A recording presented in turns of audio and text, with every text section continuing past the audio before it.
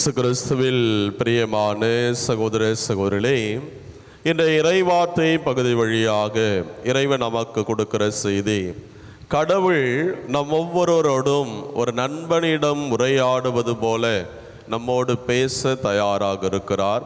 அப்படிப்பட்ட அந்த இறைவனுக்கு நாம் நேரத்தை ஒதுக்கி இறை வார்த்தையாலும் இறைவனை சந்திக்கின்ற அந்த சந்திப்பின் வழியாக ஒவ்வொரு நாளும் ஆண்டவரோடு உள்ள அந்த உறவை இன்னும் உறுதிப்படுத்த, பலப்படுத்த நாம் முயற்சி எடுக்க வேண்டும் என்ற செய்தியைத்தான் இந்த இறை வார்த்தை நமக்கு அழகாக சொல்கிறது. அன்புக்குரிய சகோதர சகோதரர்களே, மீட்பின் வரலாற்றில் பார்க்கிற வேளையில் கடவுளை பற்றிய அந்த கண்ணோட்டம் ஒவ்வொரு காலகட்டத்திலும் ஒவ்வொன்றாக இருந்து படிப்படியாக அது மாற்றம் பெறுவதை நாம் பார்க்கிறோம். பொதுவாக பழைய ஏற்பாட்டிலே பார்க்கிற வேளையில் யாவே இறைவன் என்பவர் ஏதோ விண்ணகத்திலும் மலையிலும் வாழக்கூடியவராக இருக்கக்கூடியவர் என்ற ஒரு எண்ணம்தான் அந்த இஸ்ராயல் மக்கள் மத்தியிலே இருந்தது. அதை தாண்டி யாரும் கடவுளை முகமுகமாக தரிசிக்கவே முடியாது.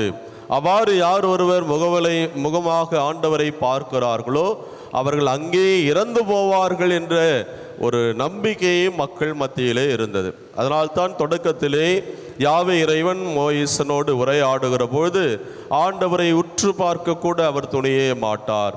பல்வேறு விதமான இந்த காமிக்ஸ் படம் வரைந்த அந்த புத்தகங்களை பார்க்கிற பொழுதெல்லாம் எப்பொழுதும் மோயிசன் ஆண்டவரை நேராக எதிர்கொண்டு பார்ப்பதாக எந்த படமும் இருக்காது.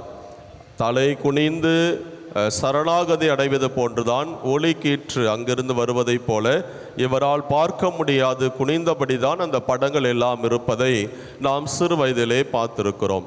எனவே அப்படிப்பட்ட ஒரு இறைவனாக இருந்தவர் தான் இறைவன் என்ற ஒரு கண்ணோட்டம் மக்கள் மத்தியிலே இருந்தது. ஆனால் இன்றைய முதல் வாசகத்தில் பார்க்கிற பொழுது அத்தகைய யாவே இறைவன் இந்த மோயிசனை சந்திப்பதற்காகவும் மக்களோடு உறவாடுவதற்காக அந்த சந்திப்பு கூடாரத்திலே ஒரு நண்பனை சந்திக்க வருவது போல வருகிறார் என்பதைத்தான் இன்றைய முதல் வாசகம் தெளிவுபடுத்துகிறது. அவ்வாறு அவர் அந்த சந்திப்பு கூடாரத்திற்கு உள்ளே போகிற போது ஆண்டவர் அன்பும் இரக்கமும் கொண்டவராக இருக்கிறார் என்ற அந்த துதி பாடலை அவர்கள் பாடுகிறார்கள்.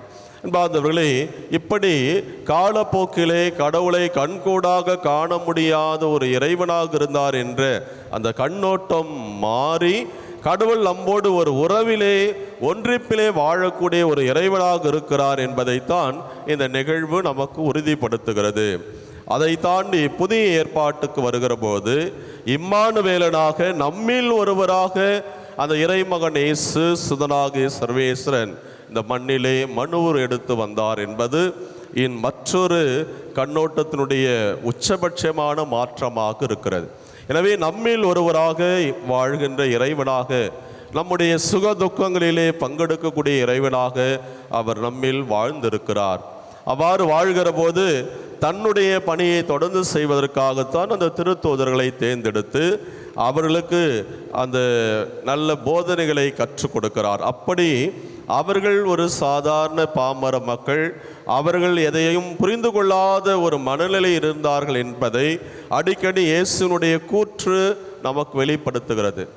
நீங்கள் ஏன் இவ்வளவு மந்த புத்தி உள்ளவர்களாக இருக்கிறீர்கள் என்றெல்லாம் அவர்களை அன்பாக சாடுவதை கூட நற்செய்தியாளர்கள் குறிப்பிடுகிறார்கள்.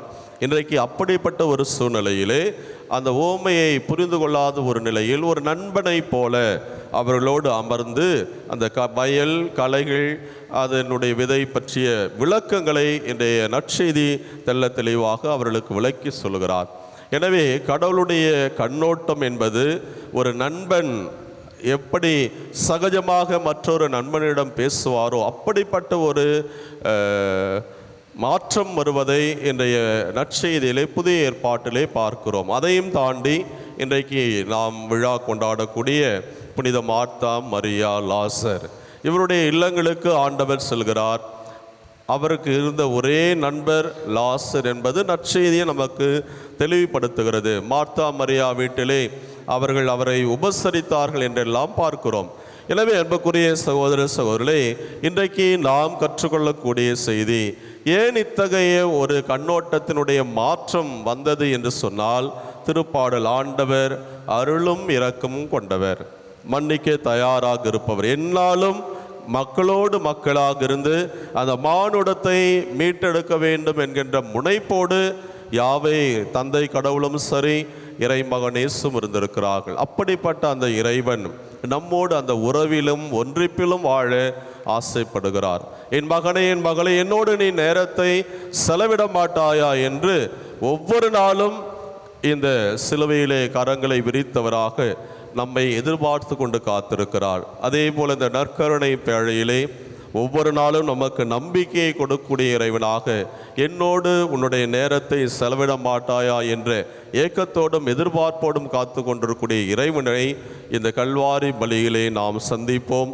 ஒவ்வொரு நாளும் இல்லத்திலே இந்த உயிருள்ள இறை வார்த்தையை வாசித்து அதன் வழியாக அவரோடு அந்த உறவு ஒன்றிப்பிலே இன்னும் நாளும் உறுதிப்பட நாம் முயற்சி எடுப்போம். அதற்கு தேவையான வரத்திற்காக மன்றாடுவோம். இறைவன் எசனம் நிறைவாக ஆசீர்வதிப்பாராக. ஆமீன்.